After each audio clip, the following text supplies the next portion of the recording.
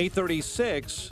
Let's get an update on the morning roads. Team Hochberg Traffic Center time and Jim. Temperatures are below freezing, and we've had a couple of crashes this morning. Watch for slick spots in Long Grove. There's a crash. Lake Cook at Schaefer and Clarendon Hills and Ogden at Woodstock Avenue. Edens Expressway. Trip time is 15 minutes. Lake Cook to Montrose. Outbound the same. On the Kennedy, it's Pulaski Day. It's a little lighter than usual. Your travel time 30 minutes, so Hare to downtown. Express lanes will save a few. Outbound, it's 21 minutes to the airport. Inbound Eisenhower, 36 minutes, 390 to downtown. Outbound 30. Stevenson, 32 minutes from the Veterans Memorial Tollway to Lakeshore Drive. Ryan, 18 minutes, 95th to downtown. I-57, Bishop Ford, incident-free. Lakeshore Drive, 24 minutes either way between Hollywood and Marquette. I'm Chip Talamonte on AM 560, The Answer. Chicago's Morning Answer continues next in our AM 560 Weather Center. A colder day ahead. Plenty of sunshine, though. High 35, clear and 21 overnight.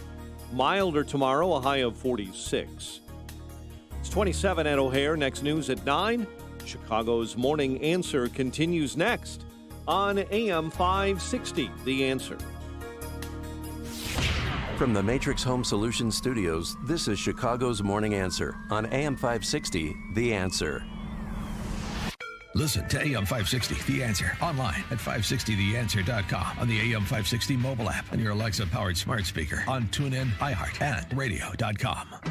Only the biggest stories, only the biggest guests, and only the biggest opinions. This is AM 560, The Answer. Dan and Amy, and just to close the loop on the conversation we were having about COVID vaccines before Mike Scott's newscast, this text, my dad, who will be 80 this year, told me yesterday he's tried to sign up several times at Walgreens, spent 20 minutes filling out form, including questions about race, then got, sorry, no appointments. Also, my 77-year-old father, still waiting to be contacted to get his first COVID shot. This is obviously before the J&J vaccine was approved. So my 77-year-old father, listeners, 83-year-old father, no vaccinations. 54-year-old accused pedophile R. Kelly vaccinated in prison in Illinois. And high marks for competence and enlightenment in the great land of Lincoln, for long as it will continue to be the land of Lincoln, which may not be very long, right? Right. They're going to change the name because they're going to take down all the Abraham Lincoln statues. It's just remarkable. Going back to President Trump's speech at CPAC yesterday, much anticipated. He spent a good part of the first one quarter of the speech, which was 90 minutes long, talking about immigration policy. And it's interesting because it's interesting that he started the speech there. And some remarks from Senate Majority Leader Chuck Schumer from a little bit more than a decade ago are really relevant here, because compare what President Trump is saying yesterday to what Chuck Schumer, right, one of the most unrepentant leftist Democrats in Congress for generations, was saying about immigration in 2009 with Obama in the White House and Democrat socialist control of both chambers. Listen to what he was saying about how to get comprehensive immigration reform done. Illegal immigration is wrong. And a primary goal of comprehensive immigration reform must be to dramatically curtail future illegal immigration. People who enter the United States without our permission are illegal aliens, and illegal aliens should not be treated the same as people who entered the U.S. legally. To the advocates for strong, fair, effective, comprehensive immigration reform, and I'm certainly one, I say to you that the American people will never accept immigration reform unless they truly believe that their government is committed to ending future illegal immigration. And any successful comprehensive immigration reform bill must recognize this fact. And that turned out to just be, rhetorical flimflammery from Schumer, as it has been from many establishment Republicans, including some of those Republicans that were named by Trump yesterday. And their more recent crime was voting to impeach and or convict, depending if you're in the House and the Senate. But Trump's naming of those names was not without point. It wasn't just to be punitive to those who crossed him effectively. it was to point out that we're the party to be given over to them. But if Republicans do not stick together, the rhinos that we're surrounded with will destroy the Republican Party and the American worker, and will destroy our country itself. The rhinos, Republican in name only. But the Republican Party is united. The only division is between a handful of Washington, D.C. establishment political hacks and everybody else all over the country. I think we have tremendous unity. When you look at the... Yeah, and the reporting on that, of course, is, it's a litmus test on impeachment. No, actually, it's a litmus test on being a Chamber of Commerce Republican or being a pro-middle-income family Republican, I think. For more on this, we're pleased to be joined by David Harsanyi, senior writer for National Review, author of First Freedom, A Ride Through America's Enduring History with the Gun, From the Revolution to Today. David, thanks for being with us again. Always a pleasure. Thanks for having me. What about the Trump went through immigration and energy policy, the COVID response. He went through a lot of topics, but it all comes back to a certain disposition, I think, that binds the agenda together, even though there are perhaps some policy positions he takes that I disagree with. There are.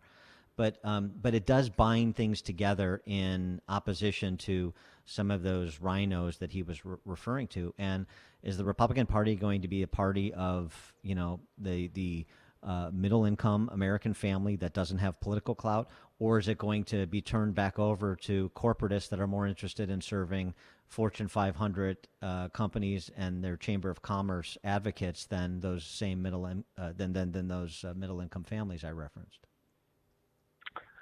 Well, yes. I mean, obviously, Trump's tone and also his, his targets are far more moderate, more Chamber of Commerce types. So sometimes I think they're more idealistic types like Ben Sasse, who maybe are getting a raw deal, but that's, that doesn't matter, I guess. But I would say that that's a good message for Republicans if they want to be competitive in places like Pennsylvania, Michigan, Wisconsin. And so I think that's something good to take out of Trump's. I mean, if you're, as a political matter, a good thing to take from Trump. And tonally he's the same as he was. And, I kind of missed him for a few weeks because he's a lot of fun to listen to. But didn't he seem a little humbled? I mean, he was, confident, but he seemed different to me. There's something, like, it was the softer side of Trump. I think when he doesn't wander off script and he reads his speech, he is much better than usual. He wanders off occasionally. And I think that he is just, when in press conferences and when he's challenged, his tone gets a little different. But yeah, I mean, he did seem different to me. I thought it was a much milder, more moderate speech than I expected from him. Yeah, more mature. Well, I think he's at his best when you put a fence around him. And so you've got a speech on the teleprompter, and he uses that as sort of his boundaries, and then he riffs in between the topic areas. Right. But it sticks together, and I thought that's why his speech yesterday overall was very solid. Yeah, it was fine. I think if he had stuck to that sort of tone where he intersperses his language, little Ben Sasse or whatever, that's kind of funny, and I think he's likable when he does that. It's when he gets angry and is sort of, just off script, and sometimes he doesn't really know the specifics of what he's talking about, etc., where he stumbles most. Do you think he lose any supporters? I mean, there was 2 impeachments, obviously, but any supporters from the Capitol riots? Yeah, I think that was a situation that I certainly didn't like the way he acted after the election. I don't blame him. I don't buy that he, in any sort of legal sense, or really, instigated a insurrection, or that he wanted violence. Or I saw someone yesterday say he tried to kill Mike Pence. I think all of that's idiotic. But he bears responsibility because he's the president, and he needs, I think, to have a better tone. I don't know how much he would lose. I think he'd still be very popular among Republicans. But it seems to me, in a sense, and maybe this will change, that some people have moved on, and they've moved on, and they don't maybe expect him to run again, but we'll see. Right, and of course he was, being the showman he is, understandably coy about his future plans, other than supporting candidates he likes to help Kevin McCarthy get the House back. in 2022. And he also, much to the chagrin of the delusional D.C. press corps, made it clear at the outset, there's not going to be a third party. We have the Republican Party. We just need to have a Republican Party that's essentially committed to the agenda that most Republicans support, as evidenced by their support of his policies during his presidency and, frankly, their continued support of him as a potential candidate. Yeah, I mean, again, if you're worried about Republicans and you want the Republican Party to succeed, I think that you're going to have to find candidates who could bring together the populist side and the more, Reagan consensus side. And maybe Ron DeSantis, someone like that, can do it. I don't think this naming of listen, I don't like Susan Collins, but that's what you're going to get in in Maine. And, at some point you're going to have to live with some moderates on the edges of your party or people who maybe don't support you all the time. So I don't know that these lists are a great idea if you're trying to bring the Republicans together. But, if you're trying to rebuild the party in your image, you're going to do that sort of thing sometimes. I just think when you get closer to the election, you're going to have to find candidates who can bring people together, unless he runs, of course, and he believes he can do that. Well, surely. But, there's this other thing, too. It's fine for the Liz Cheneys of the world to say, we have to police our own party and there has to be certain standards of propriety and conduct and so forth. So she's saying it's okay to police our party, but it's not okay for Trump or Trump supporters to say we need to police our party. We need to police our party from people and exact political accountability for people who do the bidding of the left, both rhetorically and in terms of their voting record. If that sort of enemies inside the perimeter argument, that's not just the province of Mitt Romney and Liz Cheney. Yeah, well, two things. One, on the Trump end, I think that, if you demand, he demands loyalty, but I don't feel like he always gives it to other people easily. But you're right on the Liz Cheney stuff as well.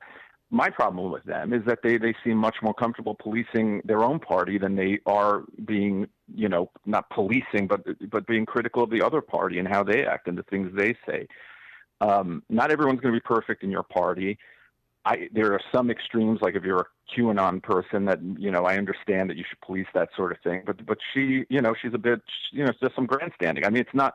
Everyone called her brave when she stood up against Trump. But if she was serious about that, she could have gone and gotten other people to support her and come out in some sort of organized way and made points. But she was grandstanding. So I'm perfectly fine with Trump going after her as well.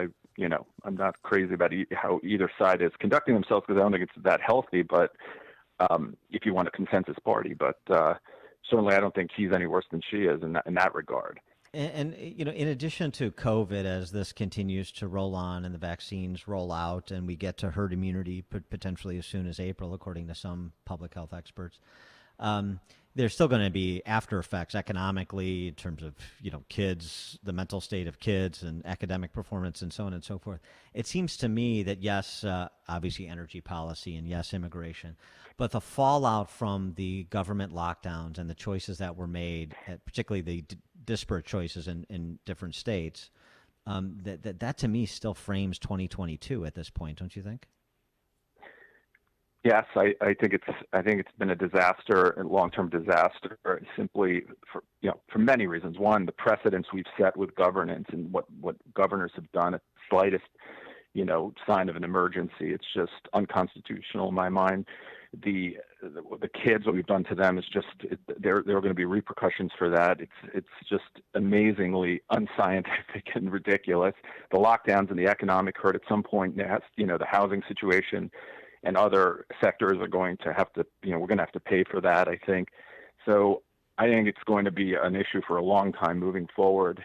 And I think there's going to be blowback over what happened. And that's why I think it's smart for Republicans to stop this bill. It might be popular today because no one knows what's in it.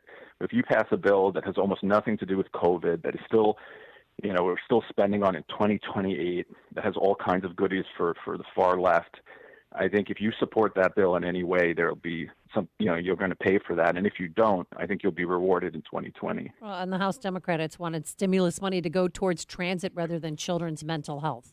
When in Chicago, David, right now, within 60 miles of Chicago, there is not an open psych bed for any teenager in need. Yeah, you guys, it's the land of Lincoln, but I think it's more like the land of Richard Daley or something, right? the way Illinois acts. But Maryland's no better, right? And as far as that goes, and I heard you guys talking about the vaccines, it's a disaster because the government runs it. I know West Virginia is not the greatest state, but they allowed CVS to deal with it and run it from the beginning, and they've done a better job than any state, I believe. So I just don't understand, like, the racial component. Shouldn't we just want as many people to have it? That's the point. If my neighbor gets it, that's good for me as well. So I just think it's been somewhat of a disaster, maybe better than Europe, but still we should be doing Yeah, better. but we went by profession rather than age. Well, and race and all these other identity. And anything that you play identitarian politics with is going to be a catastrophe in terms of efficacy. I don't know how many more examples we need, but apparently the vaccine is going to be yet another one. Before we let you go, I wanted to get your take, since you wrote a book about the Second Amendment. You know, I'm having a hell of a time getting ammo, even to go out and shoot sporting clays. Very interesting that the Biden administration has chosen still to take a hostile posture with respect to Second Amendment rights in the face of, some estimates, 10 million new gun owners in 2020. Yeah, at least 8.5 brand new gun owners last year.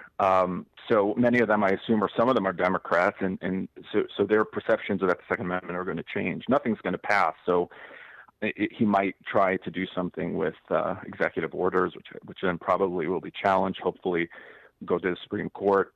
Ammunition, obviously, there's just a big demand for it, but that's something to worry about because they've figured out that they can go against ammo, but a gun, of course, without ammo is useless, so that's something to watch. But,